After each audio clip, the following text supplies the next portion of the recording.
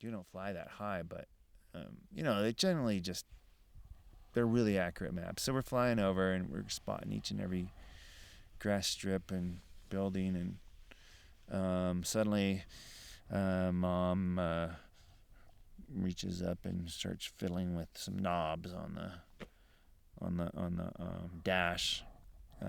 She starts working the carb heat lever because the engine started running kind of rough. We're like, instead of the nice smooth, it started kind of gurgling a little bit. And so a lot of times the carburetors will ice up as you fly really high.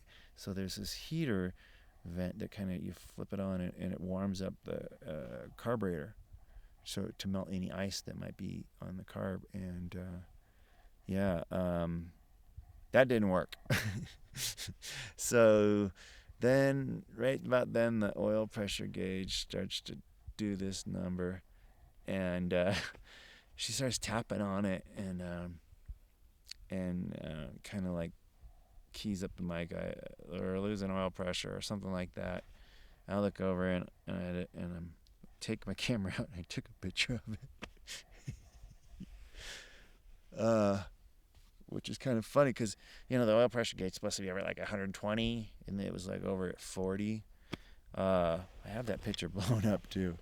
And the RPMs are already starting to drop down, and there's another picture with smoke just coming out from under the cowling. You can't even. I think that might be the picture. You can't even see anything out the front window. It looks just like a cloud bank, but it's smoke coming up from under the cowl. Then the engine went kaboom.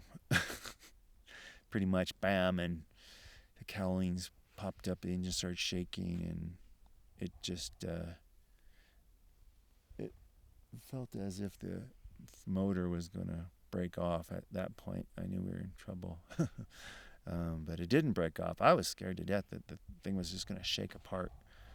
Did you? I don't know. Yeah, it just felt like a very large, like your engine just threw a rod. If you're driving along in your old Chevy and it goes like that, that's pretty much what happened. But it went kabam and shook violently. So, and then the propeller stops moving, and we're gliding. Our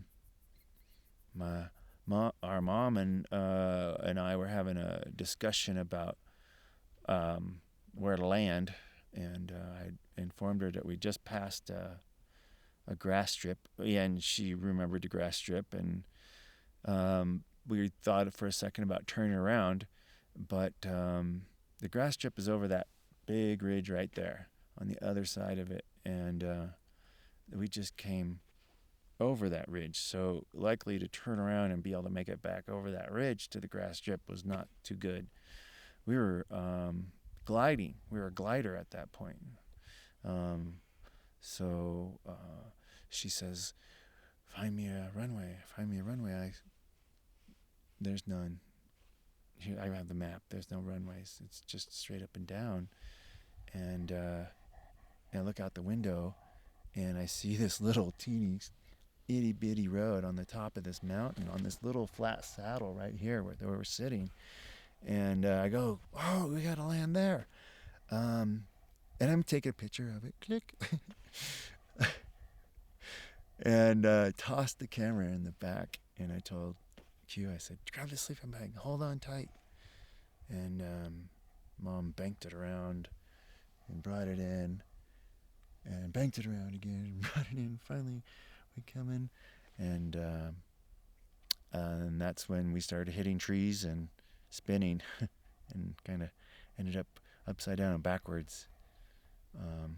Yeah.